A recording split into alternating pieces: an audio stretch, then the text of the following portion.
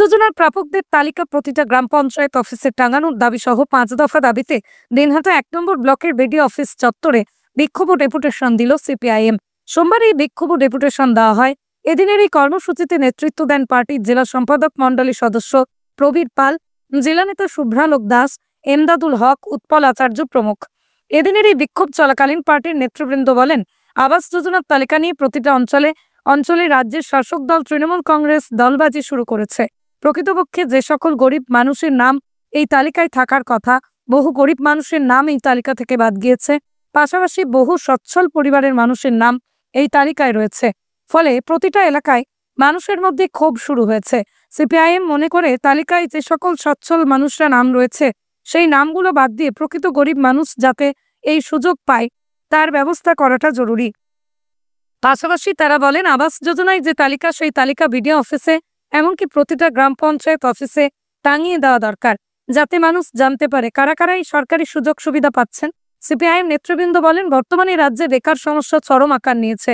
গ্রামেগঞ্জে সাধারণ বেকারদের আজ কাজ নেই, তারা ভিন্ন রাজ্যে পাড়ি দিচ্ছে। কর্মসংস্থানের কোনো রকম ব্যবস্থা করতে পারছে না এই রাজ্যের তৃণমূল সরকার। এদিন দিনহাটা 1 নম্বর ব্লকের বিডিওকে ডেপুটেশন দেওয়ার সময় পার্টির নেতৃবৃন্দের সঙ্গে ব্লকের আধিকারিকের সমস্যাগুলো নিয়ে আলোচনা হয়। সমস্যাগুলি নিয়ে প্রয়োজনীয় পদক্ষেপের আশ্বাস দেওয়া হয়েছে বলে পার্টির তরফ থেকে জানানো হয়েছে। এর আগে একটি মিছিল দিনহাটা শহরে বের হয়।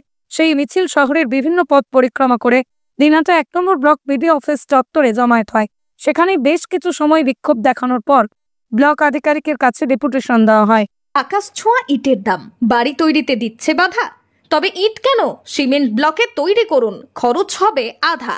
শাহিনা এন্টারপ্রাইজ, এখানে আধুনিক মেশিনে তৈরি করা হয় সকল প্রকার ব্লক, যা দেখতে খুবই সুন্দর ও অত্যন্ত মজবুত।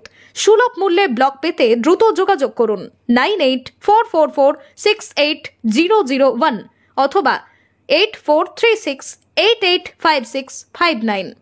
Okhrabari, Shahina enterprise, Gitaldaha road. বিষয়টা নিয়ে আসছি, সেটা হলো ওই যে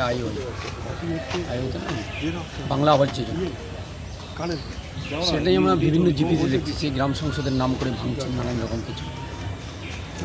এবার অনেকে দেখতেছি বর্তমান পঞ্চায়েত প্রধানের এই কথায় আমরা পেপারে বা বিভিন্ন মিডিয়ায় পাচ্ছি যে তাদের নিজের আর্থিক সঙ্গতি থাকার কারণেও তাদের নাম আইওআই লিস্টে আছে, ইন্দিরা আবাস যোজনার লিস্টে আছে, সেই লিস্ট থেকে বাদ দেওয়ার জন্য তারা অ্যাপ্লাই করতেছে।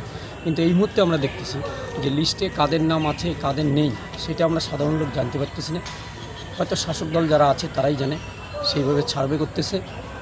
কিন্তু আমাদের যেটা ধারণা যে এখানে অনেক হয়তো গরিব মানুষ যারা পাওয়ার যোগ্য তাদের নাম নেই, কিন্তু যারা যোগ্য নন, আর্থিক দিক দিয়ে অনেক উন্নত আছে, স্বচ্ছ আছে, তাদের নাম আছে।